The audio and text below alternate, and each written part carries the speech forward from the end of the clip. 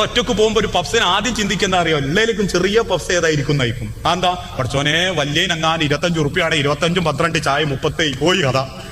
അതേ സ്ഥാനത്ത് പിയാപ്പിളണ്ട് എന്ത് ചെയ്യും, മൂപ്പര് പറയാൻ എന്താ വേണ്ടിയ പപ്സ്, ഒരു പപ്സ് കൊടുക്കും.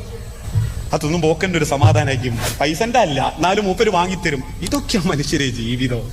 ഇതൊന്നും ഇല്ലാണ്ട് ദുനിയാവിൽ ഇങ്ങനെ ഉള്ള സിനിമയും കണ്ട് സീരിയലും കണ്ട് നിങ്ങൾ ഓനെ കണ്ടുപഠിക്ക്, ഇനി ഓളെ കണ്ടുപഠിക്ക് എന്ന് അങ്ങോട്ടും ഇങ്ങോട്ടും വിലയിരുത്തി തിന്ന് കുടിച്ച് ആർക്കോ വേണ്ടി കിടന്നുറങ്ങ.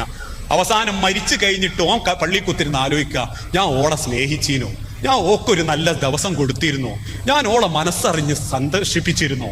ഇനി ഓൻ മരിച്ചാ ഓള് ആലോചിക്കുക, വാപ്പക്ക് ഞാൻ നല്ലൊരു സ്വൈര്യം കൊടുത്തിനോ, അയാളെ ഞാൻ നല്ലോണം സ്നേഹിച്ചിരുന്നു. പിന്നെ ആ ഉരുകലും സങ്കടവുമായിട്ട് നമ്മളും അങ്ങ് പോകും. ജീവിച്ചില്ല. കിട്ടുന്നത് 10 ദിവസമാണെങ്കിലും ഹാപ്പി ആയിട്ട് ജീവിക്കും. അതാ റബ്ബ് പറഞ്ഞതും, മക്കളെ നിങ്ങൾ രക്ഷിതാക്കൾക്ക് കാവലാകണം, മാതാപിതാക്കളെ മക്കൾക്ക് നിങ്ങൾ രക്ഷയാവണം.